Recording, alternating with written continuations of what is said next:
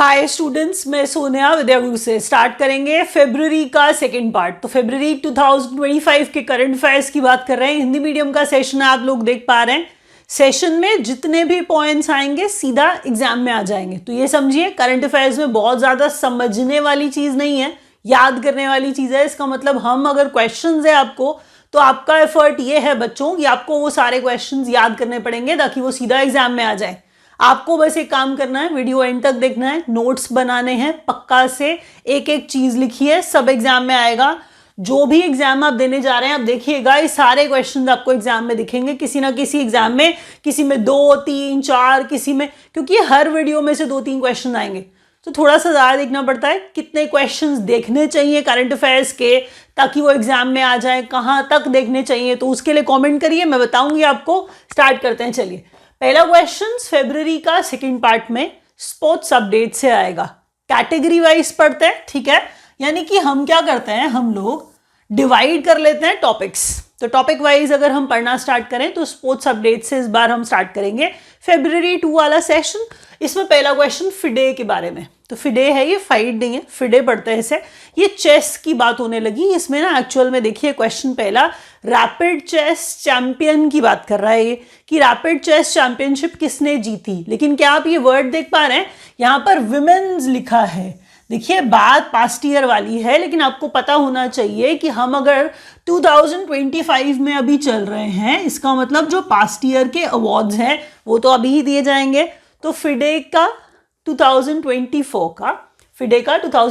का women's world rapid chess championship जो है कोनेरू हम्पी ने जीता है। तो कोनेरू हम्पी जो थी वो बहुत ज़्यादा कॉन्वर्सेशन में, बहुत ज़्यादा पॉपुलैरिटी मिली, क्योंकि रैपिड चेस चैंपियनशिप देखिए चीज़ इंपॉर्टेंट है, ये पहले आपको बताऊं, क्योंकि वर्ड रैपिड से आप सब समझ जाएंगे। और कोनेरू हम्पी जो है, जो जीती, जो इंसान जीतता है ऑब्वियसली वो विनर इंपॉर्टेंट होता है, क्योंकि फिडे मतलब हम वर्ल्ड चैंपियनशिप की बात करने लगे ना। नेक्स्ट देखिए खेल रत्न अवार्ड है। देखिए अवार्ड और भी दिए गए खेलों से संबंधित, लेकिन आपको बताऊं ये इंपॉर्टेंट इसलिए, खेल रत्न अवार्ड की जब हम बात करें, जो इंपॉर्टेंट लोग हैं जितने याद किए जा सकते हैं, देखिए अगर हम 15 को भी दे दें, 115 को भी दे दें, 49 लोगों को दे दें, आप इनके नाम नहीं याद रख सकते हैं, पॉसिबल नहीं है। यहाँ पर जब हम कुछ लिमिटेड ढूंढ कर लाएं, जो हर जगह पे जिनको अवार्ड मिल रहा है, आपको बता दूं अभी मनु भाकर के बारे में मैं आगे की और वीडियोस में और भी कवर करूंगी, क्योंकि मनु भाकर को और भी अवार्ड्स मिले।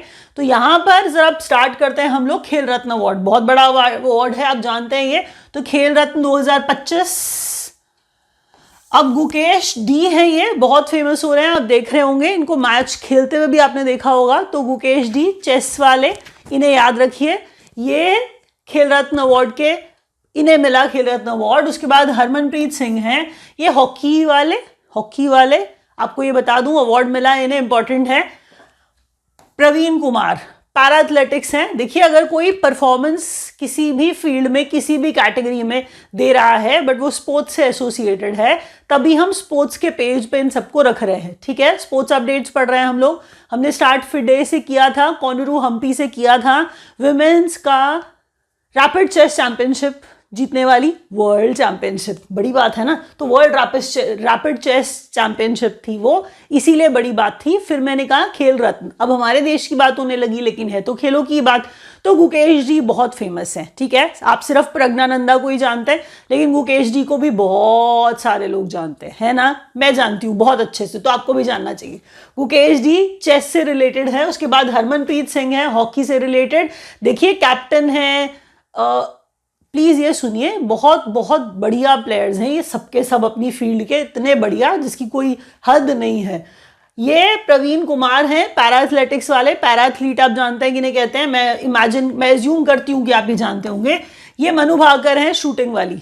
तो कितने अवार्ड्स लाई हैं ये आप जानते हैं। तो ये डबल अवार्ड जो ओलंपिक्स में लाने वाली मनु भाकर, इतनी फेमस है ये, याद रखिए इन्हें। और उसके बाद आगे बढ़िए, 78वें नंबर की संतोष ट्रॉफी है ये, फुटबॉल वाली होती है संतोष ट्रॉफी। संतोष ट्रॉफी इंपॉर्टेंट है हमारे देश में, बड़ा नाम है इसका। वेस्ट बंगाल ने हराया केरला को हैदराबाद में। 3 बातें मैंने आपको बताई हैं यहाँ पे, विनर का नाम बताया है, रनर अप का नाम बताया है, और वेन्यू बताया है मैंने आपको। संतोष ट्रॉफी फुटबॉल से रिलेटेड है ये बताया आपको, लेकिन एक माइक्रो सी डिटेल थी जो आप पक्का छोड़ दोगे, मैं पढ़ाऊं या कोई, क्योंकि आप बच्चा हो, आप लोग ये चीजें नहीं देखते हो। 78वीं बार संतोष ट्रॉफी खेली जा रही थी, तो वो बड़ी बात है? नहीं, आपके लिए बहुत छोटी है, लेकिन एग्जाम के लिए बड़ी है। तो 78 नंबर की संतोष ट्रॉफी हो रही थी, खेली जा रही थी। वेस्ट बंगाल केरला को हरा के जीत गया है। हैदराबाद में खेला जा रहा था, ठीक है जी। इन्हें अलग अलग पॉइंट्स मत समझिए, एक ही समझिए आप, क्योंकि इससे आप ज्यादा डिटेल कवर कर पाएंगे एक ही पॉइंट में से। 5th विजय हजारे ट्रॉफी, फिर वही छोटी डिटेल है। पांचवी विजय हजारे ट्रॉफी। अब हम अगर विजय हजारे की बात करें तो हम क्रिकेट की बात कर रहे हैं, आप जानते हैं। तो Vijay Hazare trophy won by Karnataka by defeating Vidarbha. अगर आपको टीम्स के नाम दिए गए हैं तो एक टीम जब दूसरी टीम को हराती है, तो हम यहां सिर्फ टीम की बात कर रहे हैं, ठीक है। हम कह रहे हैं, हम उस पॉइंट ऑफ व्यू से बात कर रहे हैं, समझ रहे हैं। तो हम कह रहे हैं कर्नाटका ने विदर्भ को हराया है, कर्नाटका की टीम विदर्भ को हरा रही है, तो कर्नाटका ने विदर्भ को हराया, तो कर्नाटका विनर है, विदर्भ जो है वो रनर अप रहा, ठीक है। विजय हजारे ट्रॉफी, और मैंने कहा 5वीं थी ये, ठीक है जी। एक बार रिवाइज करिए तेजी के साथ। FIDE women's world rapid chess championship Koneru Humpy ने जीती। खेल रत्न अवार्ड गुकेश डी को, हरमनप्रीत सिंह को, प्रवीण कुमार को और मनु भाकर को दिया गया। इनके एसोसिएटेड स्पोर्ट्स अगर आपने याद नहीं किए तो आपकी डिटेल अधूरी रह जाएगी, सुन लो। फिर मनु भाकर के बाद 78वें नंबर की संतोष ट्रॉफी पे पहुंचे, तो 78th संतोष ट्रॉफी जो फुटबॉल वाली होती है, जिसमें वेस्ट बंगाल ने हराया किसको? केरला को। कहां पर हराया? हैदराबाद में हराया, ठीक है जी। फिर देखिए 5th विजय हजारे ट्रॉफी है, वन बाय कर्नाटका। हराया किसको था? विदर्भ को हराया था। विजय हजारे ट्रॉफी क्रिकेट वाली है, ठीक है। आपको पता चल गया होगा, मैं टाइम वेस्ट नहीं करूंगी आपका। एग्जाम में सीधे क्वेश्चन आएंगे, बोरिंग लग रहा है तो भी देखिए, क्योंकि एग्जाम में अगर सीधे क्वेश्चन आए तो उसके लिए मजबूरी में पढ़ना पड़ता है। बहुत सारी चीजें आप मजबूरी में करते हो, जैसे आप में से बहुत सारे स्टूडेंट्स मैथ्स मजबूरी में करते हैं। तो कोई बात नहीं, एग्जाम में आता है तो पढ़ना तो पड़ता है ना, तो मजबूरी में करंट अफेयर्स भी देखिए। वीडियो अच्छा लगेगा लाइक करिए, फ्रेंड्स के साथ शेयर करिए, हो सके तो चैनल को सब्सक्राइब कर लीजिए। इससे मुझे मोटिवेशन मिलता है कि आप बार बार आएंगे और देखेंगे। कुछ लिखिए, अगर कोई क्वेश्चन है जो आपको पूछना है, जो आप जानना चाहते हैं, जो आप सीखना चाहते हैं किसी भी सब्जेक्ट का, तो हम लोग आंसर कर देंगे। कॉमेंट में डाल दीजिए, बताइए। इंटरनेशनल न्यूज पे चलते हैं। बड़ी बड़ी बड़ी इंपॉर्टेंट चीजें हैं कुछ कुछ, जो मैं आपको धीरे धीरे बताऊंगी, जरा सुनिए। कहता है world audio visual entertainment summit है। अब ये वेव्स ही बुला रहे हैं ना, इसको वेव्स ही बुला रहे हैं। कह रहे हैं कि वेव्स हुआ भारत मंडपम में, वेव्स हुआ भारत मंडपम में। भारत मंडपम न्यू दिल्ली में है। आपसे हो सकता है सिर्फ वेव्स का फुल फॉर्म पूछ ले, तो कोई बात नहीं, आप मजबूरी में वो भी याद कर लीजिए। तो वेव्स है, भारत मंडपम न्यू दिल्ली में हुआ, और वेव्स का full form world audio visual entertainment summit, ठीक है। Next question. अब entrepreneurship development conclave by ministry of FAHD in Pune Maharashtra, ठीक है।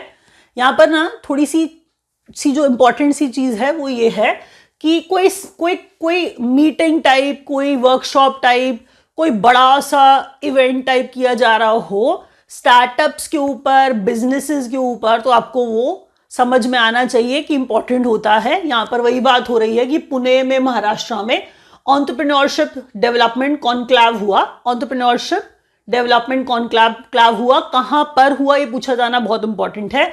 पुणे में महाराष्ट्र में हुआ, ठीक है जी। अगला क्वेश्चन देखिए। Government of India reconstituted atomic energy commission, बड़ा इंपॉर्टेंट क्वेश्चन है। रिकॉन्स्टिट्यूटेड का मतलब पहले था, किसी रीजन से उसे डिसॉल्व कर दिया गया था, अब फिर से स्टार्ट किया गया है। किसे? एटॉमिक एनर्जी कमीशन को। बड़ा इंपॉर्टेंट क्वेश्चन है।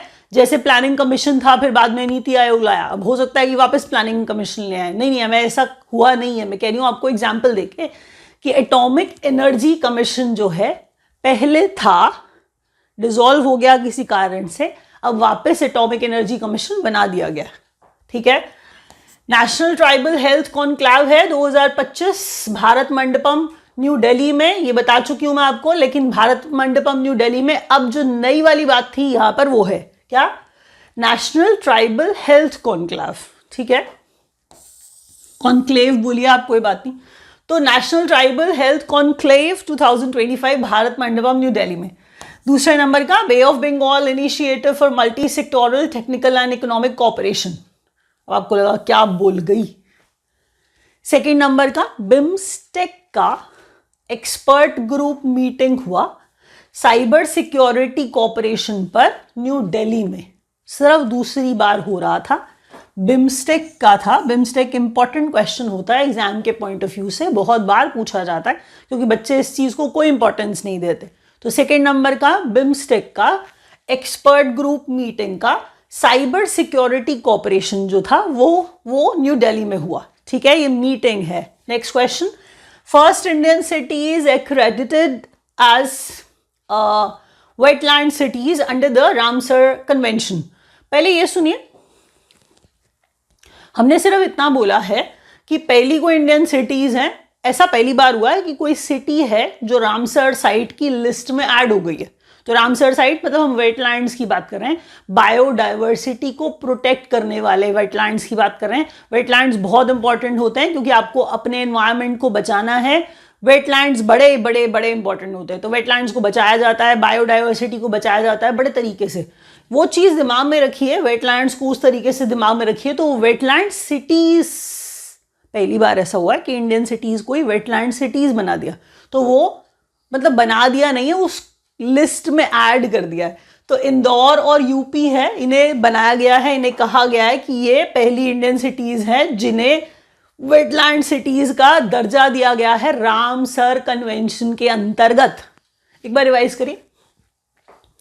वेव्स हुआ भारत मंडपम में, ट्राइबल हेल्थ कॉन्क्लेव हुआ भारत मंडपम में, एंटरप्रेन्योरशिप डेवलपमेंट कॉन्क्लेव हुआ पुणे में, बिम्स्टेक सेकेंड नंबर की एक्सपर्ट ग्रुप मीटिंग हुई न्यू दिल्ली में, साइबर सिक्योरिटी कोऑपरेशन पे थी वो। फर्स्ट इंडियन सिटीज है जो एक्रेडिटेड, हम कह रहे हैं wetland cities under the Ramsar convention, Indore and UP. ठीक है, next questions. Next set of question में ध्यान से देखिए, अब बात आ रही है पूरी हमारे देश की। Is it? चलिए देखते हैं। How India scaled mount G20। आपको पता होगा G20 समिट हुआ था दिल्ली में, हर जगह पे बोर्ड लगे हुए थे, तो G20 हो रहा है, G20 हो रहा है, G20 हो रहा है। तो वो G20 की बात हो रही है। माउंट G20 वो है एक्चुअल में। तो ये मत समझिएगा कि कोई नया माउंटेन बन के आ गया और जिसको क्लाइंब करके ऊपर चढ़ के जाना है उसके, बिल्कुल नहीं जी। एक राइटर जिन्होंने लिखा, मतलब इस किताब के राइटर बोलूंगी मैं, तो राइटर नहीं बोल रही हूं मैं, अमिताभ कांत नाम है। पब्लिकेशन का नाम कई बार पूछ लिया जाता है क्योंकि आपको पता है G20 समिट कितना इंपॉर्टेंट है। तो how India scaled mount G20, ये बात लिखने वाले, ये किताब लिखने वाले अमिताभ कांत हैं। और इस किताब का पब्लिकेशन जो था वो रूपा पब्लिकेशन ने किया है, याद रखिएगा। कभी क्वेश्चन आ सकता है क्योंकि G20 की बात हो रही है इसमें। ठीक है जी, next question. Officially admitted as a partner country in BRICS. हमने ब्रिक्स को सिर्फ ब्राजील, रशिया, इंडिया, चाइना और साउथ अफ्रीका करके याद रखा है, लेकिन आप जानते हैं बहुत सारी कंट्रीज हैं ब्रिक्स का पार्ट। अब तो नाइजीरिया ऐड हो गया है हाल फिलहाल, तो ये बात बड़ी है, आप जानते हो। तो सुनो, ऑफिशियली पार्टनर की तरह कंट्री जो एडमिट हुई है वो है Nigeria. Next question, central tobacco research institute renamed as. बड़ी बात है, बहुत बड़ी बात है, सुन लो। इंडिया इन फोकस में national institute for research on. अब यहां पर ना कमर्शियल एग्रीकल्चर की जो हम बात कर रहे हैं, बहुत इंपॉर्टेंट बात है, बहुत इंपॉर्टेंट बात है, ध्यान से सुनना कि सेंट्रल टोबैको रिसर्च इंस्टीट्यूट है। टोबैको नाम शायद उससे कंसर्न हो सकता है, इसीलिए नाम ही चेंज कर दिया गया कि नेशनल इंस्टीट्यूट फॉर रिसर्च करिए। किस पे करिए? एग्रीकल्चर ही कर दीजिए, कुछ कुछ एग्रीकल्चर वाला बना दीजिए। इससे क्या होगा? इससे एग्रीकल्चर लगेगा, टोबैको नहीं लगेगा। एनीवे, पॉजिटिव नाम रखा है अगलों ने। तो पिक्सेल है, पिक्सेल बेंगलुरु का स्टार्टअप है। ठीक है जी, पिक्सेल बेंगलुरु का स्टार्टअप है, प्राइवेट प्लेयर है। वैसे आपको ये बताऊं तो लॉन्च किया इंडिया का पहला प्राइवेट अर्थ इमेजिंग सैटेलाइट कॉन्स्टलेशन, जिसका नाम फायरफ्लाई है। अगर आप ये क्वेश्चन याद नहीं करते हैं तो आपका नंबर जाएगा, पक्का याद रखिएगा। मुझे नहीं पता आपने ये क्वेश्चन पढ़ा है या नहीं। पिक्सेल, यहाँ पर हम बात बेंगलुरु के स्टार्टअप की कर रहे हैं, ठीक है जी। गूगल पिक्सल की बात नहीं कर रहे हैं हम लोग, हम यहाँ पर पिक्सल बेंगलुरु का स्टार्टअप है, स्पेस वाला स्टार्टअप है। बड़ी बात होती है ऐसा स्टार्टअप बनाना, आपको पता है कितनी फंडिंग, कितना पैसा, क्या क्या, कितने एफर्ट्स और कितना दिमाग लगेगा, है कि नहीं। क्योंकि आप तो इसरो बैठा है देखिए देश के पास पूरे, जिसमें देश के सबसे बड़े बड़े बड़े साइंटिस्ट बैठे। तो पिक्सल है बेंगलुरु का एक स्टार्टअप है, स्पेस वाला है। इन्होंने पहली बार ऐसा किया है कि पहली प्राइवेट, इंडिया की एक्चुअल में, तो इंडिया प्राइवेट प्लेयर्स को भी मौका दे रहा है, तो अर्थ इमेजिंग सैटेलाइट कॉन्स्टलेशन लॉन्च किया है जिसका नाम फायरफ्लाई है, याद रखिए।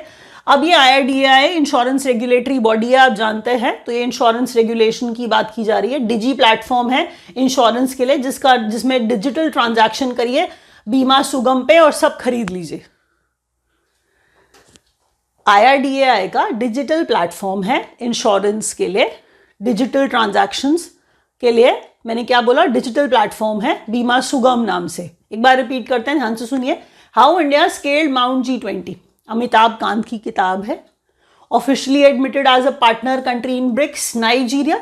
सेंट्रल टोबैको रिसर्च इंस्टीट्यूट को नाम दिया गया national institute for research on commercial agriculture. Pixxel Bengaluru का स्टार्टअप है जिसको लॉन्च किया है, जिसने लॉन्च किया फायरफ्लाई को। फायरफ्लाई क्या है ये भी पूछा जा सकता है कि प्राइवेट, यानी कि प्राइवेट प्लेयर वाली, बस सिर्फ इतना याद रखिए, अर्थ इमेजिंग सैटेलाइट कॉन्स्टलेशन है। IRDAI जो बॉडी है इंश्योरेंस वाली, डिजी प्लेटफॉर्म है बीमा सुगम, जो इंश्योरेंस के डिजिटल ट्रांजैक्शंस को में डील कर सकता है, मतलब अच्छे से कर पाएगा, पूरे तरीके से कर पाएगा। अगला क्वेश्चन देखिए, इंडिया इन फोकस में आगे बढ़ते हैं। नेक्स्ट पॉइंट है व्हेन लिस्टेड। अब आप कहेंगे ये क्या लिख दिया मैंने, इन्वर्टेड कॉमर्स में लिखा है, तो इसका मतलब मैं तो नहीं बोल रही हूँ। सेबी का ट्रेडिंग प्लेटफॉर्म है व्हेन लिस्टेड। पूछा जाएगा कौन मॉनिटर करता है इसको, किसने बनाया है, किसका है, तो सेबी का है when listed. Securities exchange board of India. NITI Aayog का पब्लिश फिस्कल हेल्थ इंडेक्स है जिसमें पहले नंबर पर उड़ीसा है, दूसरे नंबर पर छत्तीसगढ़ है और तीसरे नंबर पर गोवा है। यहाँ पर आपको तीनों याद करने चाहिए मेरे हिसाब से, क्योंकि सिर्फ पहला इंपॉर्टेंट नहीं हो सकता है। दोबारा बोल रही हूँ, हम फिस्कल हेल्थ इंडेक्स की बात कर रहे हैं, ठीक है जी। तो fiscal health index, financial health index NITI Aayog का है, जिसमें हम स्टेट्स की बात कर रहे हैं। हम कह रहे हैं यहाँ पर पहले नंबर पर उड़ीसा है, दूसरे पे छत्तीसगढ़ है और तीसरे पे गोवा है, याद रखिएगा पक्का से। खेलो इंडिया विंटर गेम्स है, खेलो इंडिया विंटर गेम्स है 2025, ऑर्गेनाइज किया लद्दाख और जम्मू और कश्मीर में। वेन्यू इंपॉर्टेंट है, विंटर गेम्स है तो विंटर जहां होगी वहीं पे तो विंटर गेम्स खेलेंगे ना, ऐसा तो हो नहीं सकता हम राजस्थान में जाके, या फिर बच्चों हम किसी और गर्म इलाके में साउथ में जाकर के विंटर गेम्स खेल लेंगे, तो ऐसा नहीं होगा। आप जानते हैं जहाँ ठंड पड़ेगी वहीं पे जा पाएंगे, तो ठंड जम्मू और लद्दाख की इस बार एक्सप्लोर करते हुए, तो जम्मू कश्मीर और लद्दाख में अरेंज किए गए विंटर गेम्स। कौन से वाले? खेलो इंडिया विंटर गेम्स 2025 वाले, मतलब किए जाएंगे, that is how I should speak. ISRO to launch its 100th satellite with GSLV F-15। अब ये नेविगेशन सैटेलाइट है 02 मिशन फ्रॉम, अब ये सतीश धवन स्पेस सेंटर है, श्रीहरिकोटा है, आंध्र प्रदेश है। एक बार और पढ़ लेते हैं, शायद तेज बोला मैंने। Geosynchronous launch vehicle, geosynchronous satellite launch vehicle, ठीक है जी, geosynchronous satellite launch vehicle, geosynchronous satellite launch vehicle, तो लॉन्च व्हीकल है जिससे सैटेलाइट छोड़ रहे हैं हम लोग। हम कह रहे हैं F-15 NVS, ये मैंने बोला नेविगेशन सैटेलाइट है 02 नंबर वाली। हम कह रहे हैं ये कहाँ से छोड़ा गया है, ये सतीश धवन स्पेस सेंटर श्रीहरिकोटा आंध्र प्रदेश से छोड़ा गया है। याद रखिएगा इसरो का 100th सैटेलाइट लॉन्च बड़ा इंपॉर्टेंट है, क्योंकि हर चीज का 100वां मार्क, सोचिए जब हमारी आजादी को 100 साल हो जाएंगे तो कितना सेलिब्रेट करेंगे हम, समझ लीजिए वैसा ही है कुछ। तो construction of 3rd launch pad at ISRO's SDSC in Sriharikota Andhra Pradesh, इसका एक्सपेंस आपको बता रही हूँ।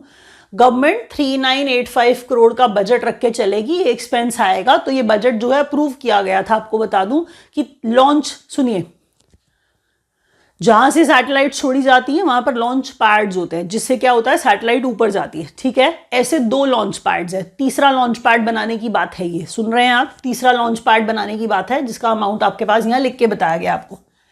HDFC बैंक का RBI ने अप्रूवल क्या दिया है जरा सुनिए, to acquire up to 9.5% stake in Kotak, AU Small Finance Bank and Capital Small Finance Bank. ठीक है जी, बड़ी बात है, बड़ी इंफॉर्मेशन है, बड़ा एक्विजिशन होता है। 9.5% किसी बैंक का एक्वायर करना किसी बैंक के द्वारा बहुत बड़ी बात होती है। ध्यान से सुन लो एक बार, वेन लिस्टेड सेबी का प्लेटफॉर्म है, ट्रेडिंग प्लेटफॉर्म है।